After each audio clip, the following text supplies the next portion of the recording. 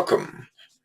Now I've walked you through the formation of compounds, a series of atoms put together in equal charge amounts to where they're neutral to form compounds, and then compounds react to form other compounds.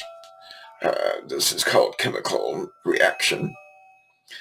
One of the things I haven't done is introduce you to any aspect of the actual laboratory application of this.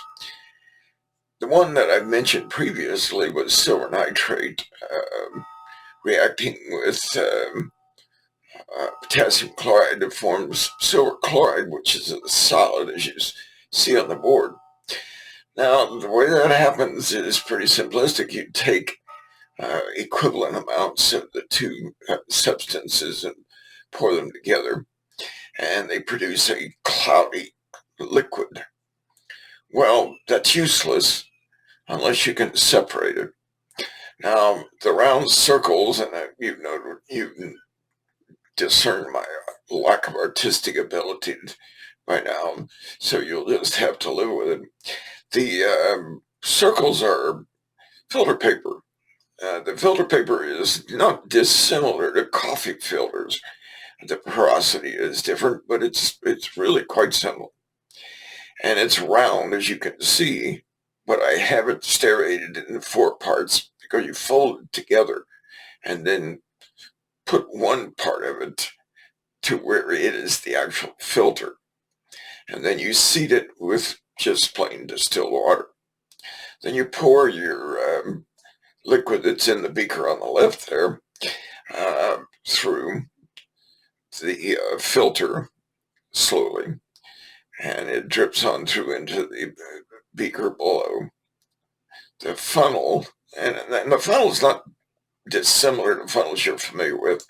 Most of you are familiar with plastic funnels. The ones used in the laboratory are glass funnels, but plastic is a usable commodity. Glass just looks better and seems to not gather the excess solid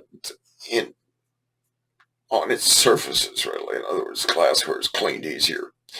So you pour your liquid on the left into the filter paper. It filters out the desired substance.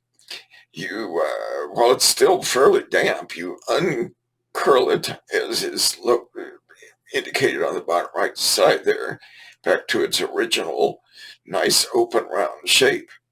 Notice the little dots of blue, which indicate the precipitate. That's what it's called, the precipitate, the solid that comes out when the reaction occurs.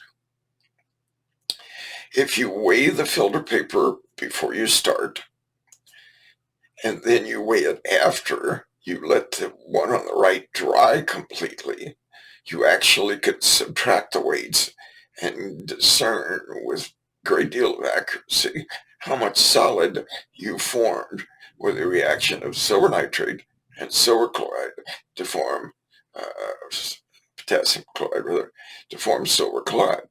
So what you have on the filter paper is silver chloride.